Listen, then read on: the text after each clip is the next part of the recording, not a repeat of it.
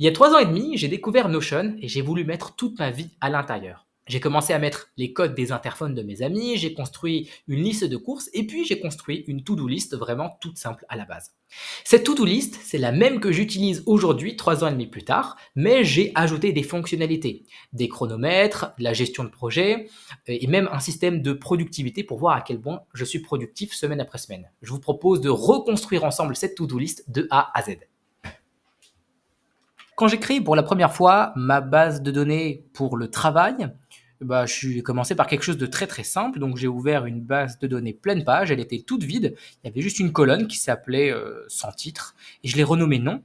Et c'est dans cette colonne que j'ai commencé à lister la liste de mes tâches, vraiment le nom de mes tâches. Ensuite, j'ai ajouté des colonnes assez basiques, une case à cocher pour indiquer si cette tâche était faite ou non, une deadline, enfin sous forme de date, et j'ai indiqué à quelle date, à la limite, je devais réaliser cette action. Et puis, j'ai relié aussi avec une colonne de type relation, j'ai fait un lien avec une autre base de données projet. Effectivement, j'ai une base de données avec plein de projets. Et il y a d'autres colonnes, mais forcément, je ne peux pas tout montrer, vous imaginez bien. Et donc, effectivement, j'ai fait une relation entre mes projets et mes tâches. Alors, juste pour montrer comment est-ce que je peux reproduire cette relation, j'ai ajouté une colonne de type relation, j'ai indiqué à quelle autre base de données je voulais relier, projet. Il y avait une limite de une page parce que chaque tâche ne peut être reliée qu'à une seule tâche. Et puis, j'ai fait de manière réciproque un lien entre les to-do et les projets. Donc, pour l'instant, c'est assez simple. Et au besoin, je pouvais ajouter des informations à l'intérieur de cette tâche. Et comme vous le voyez ici, et je vais vous le présenter dans un instant, j'ai ensuite ajouté d'autres fonctionnalités. Pendant un bon moment, j'ai utilisé un super outil de gestion de temps qui s'appelle Toggle.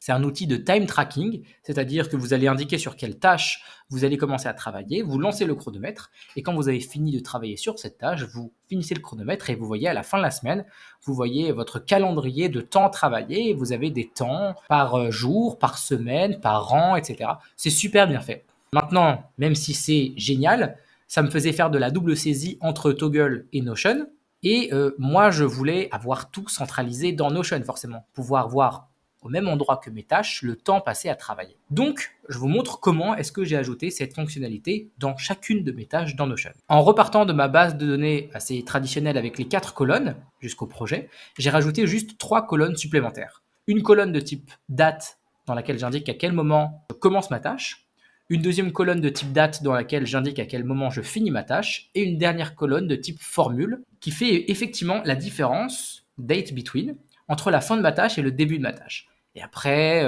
pour avoir un peu plus de flexibilité, si jamais la fin de la tâche n'existe pas, is empty, ça fait la différence entre maintenant et le début de ma tâche en minutes. Et dans le cas où fin de la tâche est remplie, alors ça me fait effectivement la différence entre la fin de la tâche et le début de ma tâche. Et donc là, je vois que j'ai passé 39 minutes, 85 minutes, 38 minutes, etc.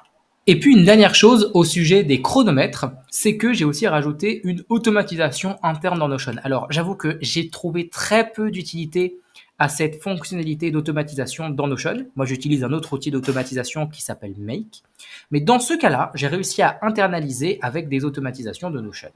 Effectivement, même si ici on dirait des cases à cocher, en vérité, c'est une colonne de type état. Ici, je décide de la faire apparaître sous forme d'étiquette, mais ici, je décide de la faire apparaître sous forme de case à cocher. On a cette option, si jamais on va dans propriété, état, et là, type d'affichage, on peut sélectionner soit case à cocher, soit sélectionner.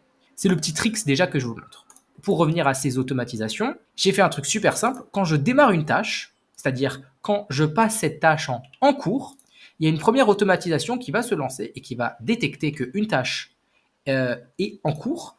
Et alors, quand une tâche est définie comme en cours, alors ça met la date de maintenant, vraiment l'heure qu'il est précisément maintenant, dans début de tâche. Et de la même manière, quand je passe une tâche en terminé, ça fait le même travail. Ça va mettre l'heure qu'il est maintenant précisément dans la colonne fin de tâche. Donc on va juste expérimenter, on va faire une tâche de type test.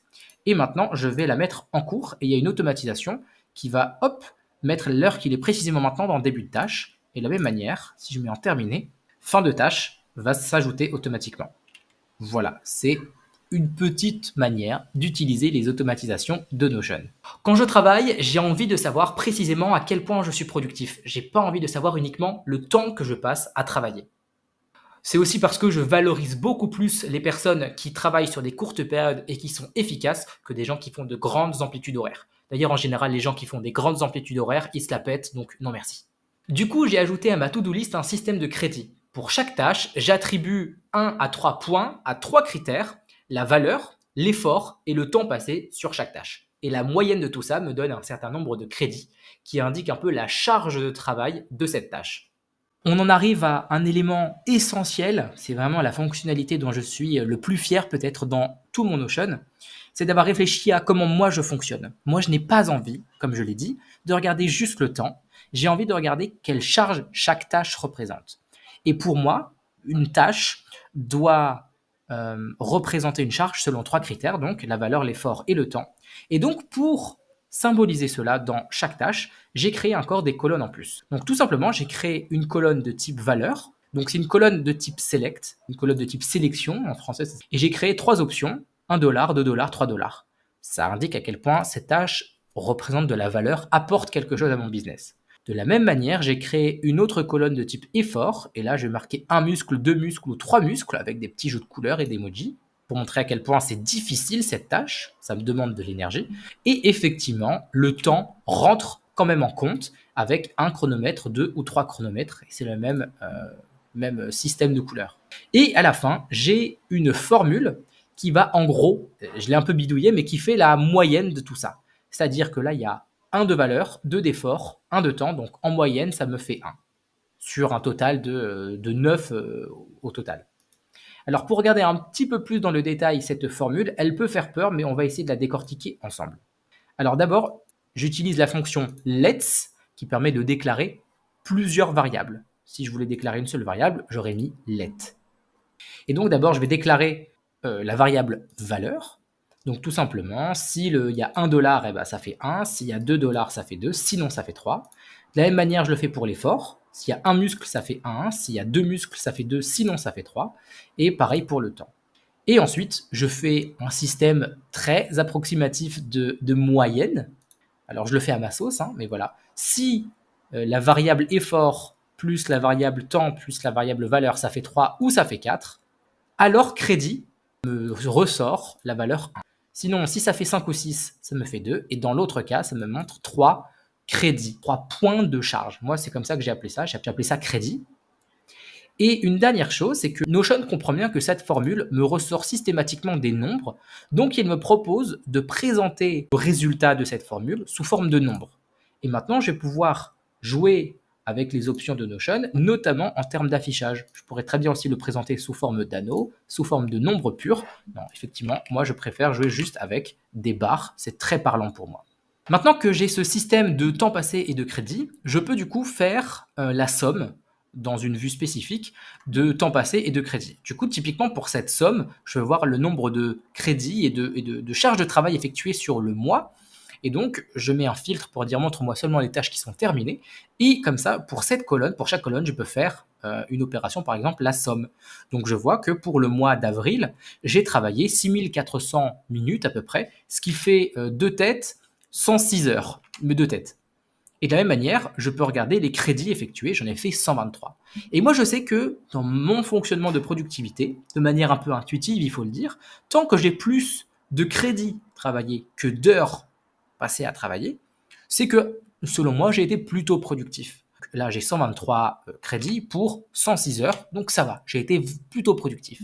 Et ça, c'est vraiment génial. Et imaginez, on a le même fonctionnement pour un projet, et non pas par semaine ou par mois, mais pour chaque projet, pouvoir savoir combien de temps passé et combien de charges de travail effectuées.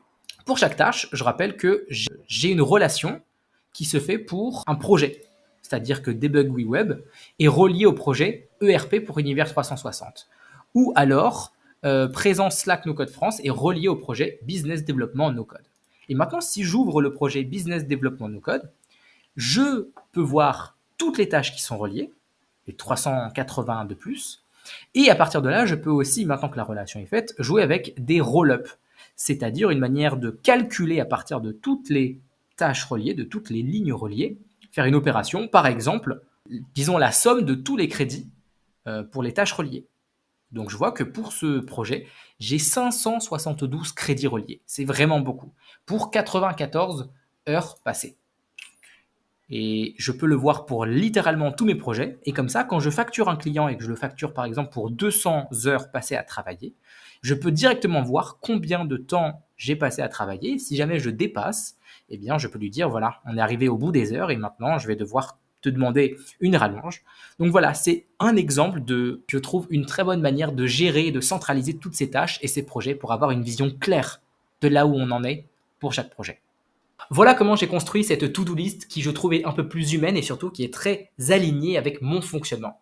J'espère que vous arriverez vous-même avec Notion et vous construire votre propre système. Je trouve que c'est pour ça que Notion est absolument extraordinaire.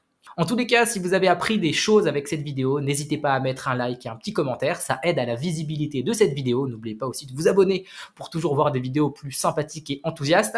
C'était Emmanuel de Joyeux No Code. À très bientôt. Ciao, ciao!